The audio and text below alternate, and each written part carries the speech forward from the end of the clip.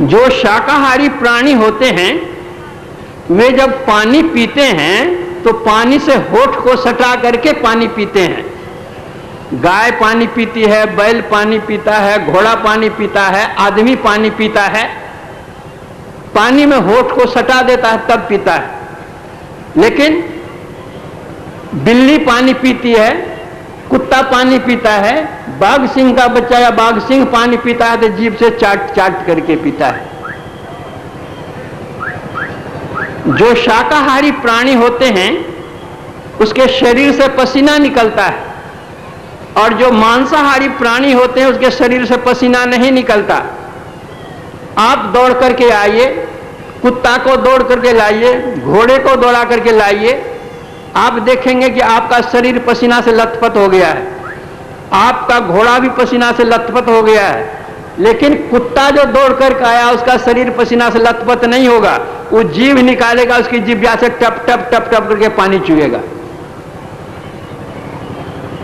जो शाकाहारी प्राणी है उसके शरीर की लंबाई की चौगुनी उसकी आंत होती है, और जो मांसाहारी प्राणी होते हैं उसके शरीर की लंबाई के बराबर उसकी आंत होती है।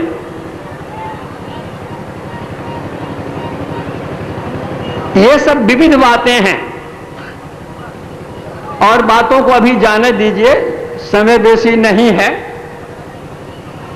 अब हम लोग विचार करें कि परमात्मा ने हमको शाकाहारी बनाया है या मांसाहारी प्राणी बनाया है। अगर परमात्मा ने हमको शाकाहारी बनाया है, जन्म लेते ही हम आंखें खुली है, दांत और नाखून चिपटे हैं, होठ सटा करके पानी पीते हैं, शरीर से पसीना निकलता है और आंत हमारी चौगुनी है, तो परमात्मा ने क्या बनाया? हमको शाकाहारी बनाया है। तो शाकाहारी होकर के यदि हम मांसाहारी बने तो परमात्मा का जो कानून है, नियम है, उसको हम भंग करते हैं। तो यहां की सरकार को तो इसकी कोई दरकार नहीं है कि किसका क्या आहार है और क्या विहार है, लेकिन जिस सरकार का दरबार का यह नियम है उस दरबार में हम पहुंचेंगे तो सजाबार होंगे, ये समझिए।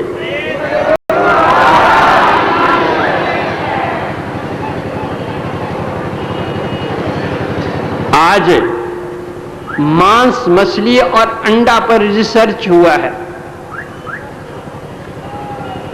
अमेरिका में 2 डॉक्टर ने इसका रिसर्च किया है और बतलाया है कि जिस जानवर का वध किया जाता है, जब उसको वध करने के लिए ले जाया जाता है तो वह जानवर देखता है कि उसको मारा है, उसको मारा है, अब हमको भी मारेगा।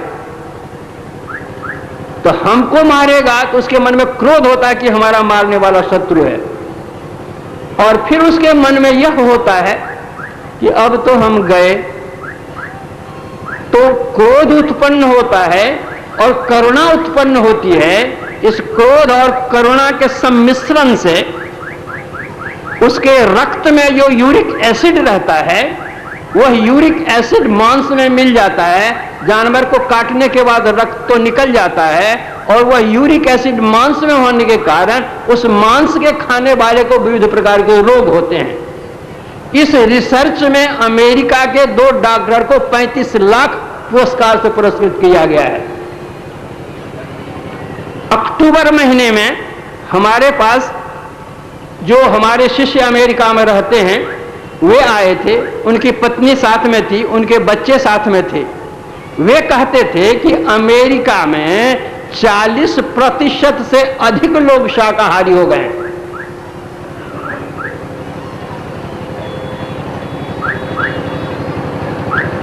इंग्लैंड के हेल्थ मिनिस्टर मिसेज क्यूरी, उसने लिखा है कि अंडा किसी भी हालत में नहीं खाना चाहिए। अंडा में जो पीला भाग रहता है उसमें कोलेस्ट्रॉल रहता है, जो कोई उसका सेवन करता है सीधा उसका हार्ट पर अटैक होता है। छोटे बच्चे को खिलाने से दांत, दिनाय, खुजली, चर्म रोग पैदा होते हैं। इसलिए ना तो बच्चे को खिलाइए न स्वयं खाइए।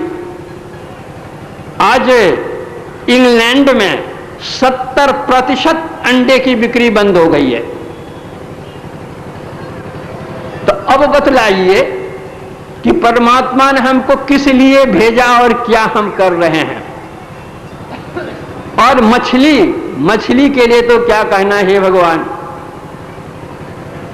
आप तालाब में जाइए चाहे नदी में जाइए, पखाना करके जो शौच करते हैं, अगर पखाना का टुकड़ा गिरा धोने में तो मछली टप से निकल जाती है। तो पखाने का टुकड़ा तो मछली टप से निकलती है, और मछली को जो निकलता है वो कैसा है।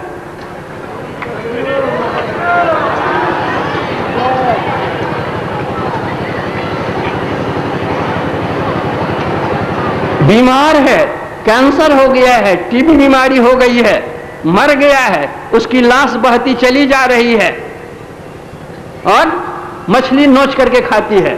उस रोगी मांस को मछली खाती है और उस मछली खाने वाले की क्या हालत होगी।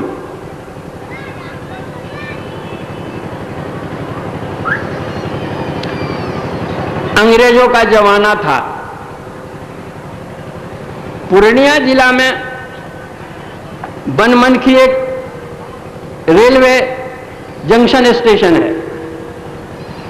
बनमनखी से पूरब सरसी नाम का एक छोटा सा स्टेशन है। एक अंग्रेज वहां रहता था, नील का व्यापार करता था, नील की खेती करता था। उस अंग्रेज को सरसी स्टेशन मास्टर से मित्रता थी। उनकी पत्नी भी इनके यहां आया जाया करती थी। आपस में बहुत घनिष्ठ संबंध था, मित्रता थी। आपस में हास परिहास भी वे लोग किया करते थे। अंग्रेज का घोड़ा मर गया था। उस हो करके कोई सज्जन जा रहे थे। उस नील कोठी के साहब ने बुलाया उनको और कहा, कहां जा रहे हो। कहा, हमको पूर्णिया जाना है, सरसी स्टेशन में चढ़ना है।